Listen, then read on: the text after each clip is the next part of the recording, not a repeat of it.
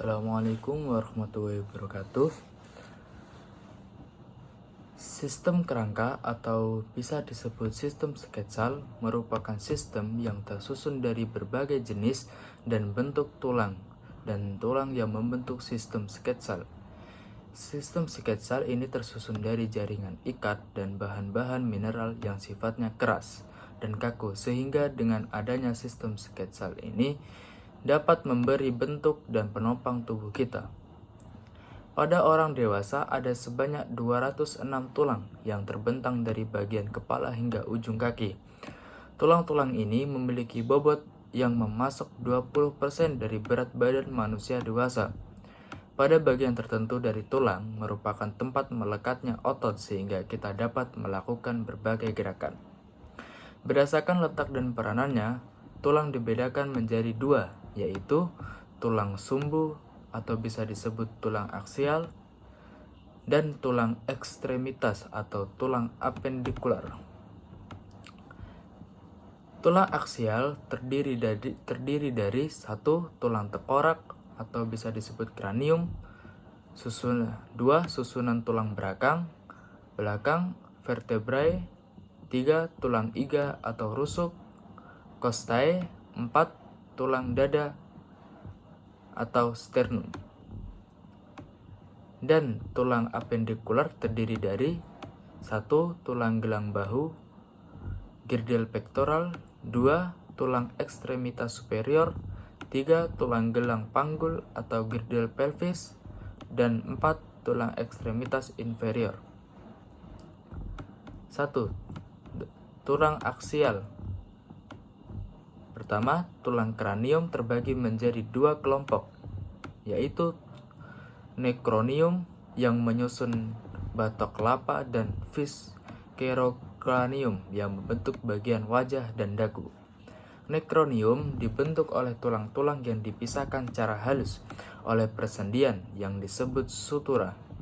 Tulang-tulang necronium terdiri dari 1 tulang frontalis atau tulang dahi, 2 tulang parietalis atau tulang ubun-ubun, 3 tulang occipitalis, 4 tulang temporalis yang ada di sekitar telinga, dan 5 sphenoidalis. 3. Viscerocranium terdiri dari 1 tulang nasalis atau tulang hidung, 2 tulang zygomaticus, 3 tulang maxillaris, dan 4 tulang mandibularis atau tulang dagu. Tulang vertebrae atau susunan tulang belakang merupakan deretan tulang yang tersusun memanjat terdiri dari 33 ruas tulang terbentang, mulai dari bagian leher, punggung, perut, hingga bokong. Ruas-ruas tulang vertebrae merupakan jenis tulang yang keras, yang bentuk tidak beraturan.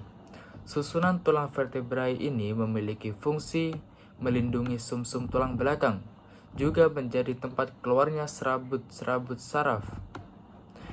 Susunan tulang belakang ini berguna pula sebagai penyangga dan menjaga keseimbangan tubuh dan menyongkong kepala dan tangan. Dan tulang belakang inilah dihasilkannya sel-sel darah yang sangat penting peranannya bagi tubuh kita. Tulang vertebrae dibedakan menjadi 5 kelompok. 1. Tulang vertebrae cervicalis, 2 tulang thoracalis, 3 tulang lumbalis, 4 tulang sacralis, dan 5 tulang coccygealis.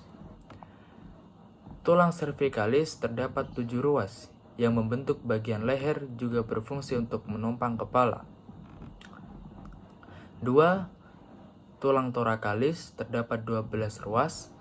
Tulang ini menjadi tempat perlekatan 12 pasang dari tulang rusuk atau tulang costae. 3. Tulang lumbalis terdapat 5 ruas yang menopang tubuh kita agar tetap berdiri dengan tegak. 4. Tulang sacralis aslinya terdapat 4 ruas karena berfungsi 5 ruas. Tulang sakralis nanti akan melekat dengan tulang-tulang yang termasuk gelang panggul, atau girdle pelvis. 5. Tulang coccygiolis. Terdapat 4 ruas yang berfungsi, yaitu tulang coccygiolis ini disebut juga tulang ekor. 3. Tulang costai atau tulang rusuk. Tulang costai adalah tulang yang berbentuk pipi, panjang, melengkung, berjumlah 12 pasang ke arah belakang. Tulang costai ini melekat pada tiap ruas tulang vertebrae thoracalis dan beberapa pasang tulang costai ke arah depan melekat pada tulang sternum. Jadi, bersama dengan tulang vertebrae dan tulang sternum, tulang costai akan membentuk ruang torak yang berfungsi untuk melindungi organ-organ yang ada di dalamnya, seperti jantung, paru-paru, hati, dan membantu dalam proses pernafasan. 4. Tulang sternum adalah termasuk jenis tulang keras yang bentuknya pipih seperti mata pisau dan letaknya persis di tengah-tengah dada kita. Berdasarkan cara melekat pada tulang sternum, tulang costai dibedakan menjadi 3 kelompok. 1. Tulang costai vera atau tulang costai sejati, yaitu tulang costae yang melekat langsung pada tulang sternum. Tulang costai vera terdiri dari tulang costae 1 sampai tulang costae ke-7. 2. Tulang costae square atau tulang costae palsu. Tulang costae ini tidak melekat langsung pada tulang sternum, tapi melekat pada tulang costae sebelumnya dengan bentuk tulang rawan, termasuk tulang costae square adalah tulang costae ke-8 sampai 10. Sedangkan yang ke-11 dan 12 yaitu tulang costae fluctuantes atau costae melayang. Tulang ini tidak melekat langsung pada tulang sternum. B. Tulang apendikular. 1.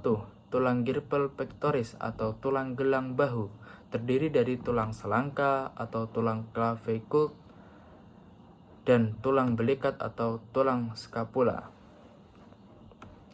Tulang clavicula letaknya di dada bagian atas ke arah depan. Tulang clavicula melekat pada bagian atas dari tulang sternum, sedangkan tulang clavicula melekat pada bagian atas dari tulang scapula. Fungsinya sebagai tempat melekatnya otot-otot rangka yang berperan penting untuk menggerakkan daerah leher dan juga daerah dada. Sedangkan tulang scapula letaknya di daerah punggung. Tulangnya berbentuk segitiga dan pipih. Tulang scapula berfungsi sebagai tempat melekatnya berbagai otot di daerah punggung yang penting untuk berbagai gerakan. Daerah punggung dan bahu pada tulang scapula inilah nanti melekat tulang lengan atas atau yang disebut tulang humerus. 2. Tulang ekstremitas superior. Tulang ekstremitas superior terdiri dari 1. Tulang humerus atau tulang lengan atas, 2. Tulang radius atau tulang lengan bawah, 3. Tulang ulna, 4. Tulang carpals atau tulang telapak tangan, 5. Tulang metacarpus, 6. Tulang phalangar atau tulang jari jemari. Tulang ekstremitas superior ini nanti akan diselimuti oleh berbagai otot rangka sehingga dapat melakukan berbagai gerakan. 3. Tulang girdle pelvis atau tulang gelang panggul.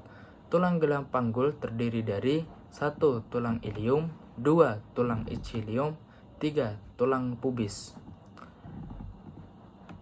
Tulang ilium melekat pada tulang sakralis sehingga susunan dari ketiga tulang gelang panggul akan membentuk suatu rongga. Dan bagi wanita yang melahirkan, rongga ini sangat penting peranannya sebagai jalan lahir bayi.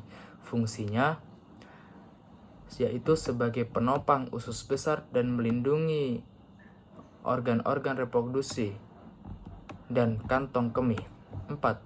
Tulang ekstremitas inferior terdiri dari 1. Tulang femur atau tulang paha, 2. Tulang patella atau tulang dengkul, 3. Tulang tibia atau tulang tungkai, 4. Tulang fibula atau tulang betis, 5. Tulang tarsal, 6. Tulang metatarsal yaitu tulang yang menyusun telapak kaki, 7. Tulang phalanges atau tulang jari jemari kaki. Tulang femur dan tulang tibia keduanya termasuk tulang panjang dan bentuknya seperti pipa. Kedua tulang ini merupakan tulang yang begitu kuat dan keras sehingga mampu menopang seluruh tubuh kita. Selain itu, pada tulang femur, tibia dan fibula diselimuti oleh lapisan otot rangka yang begitu tebal sehingga mampu melakukan gerakan banyak hal. Itulah, sekian, terima kasih. Assalamualaikum warahmatullahi wabarakatuh.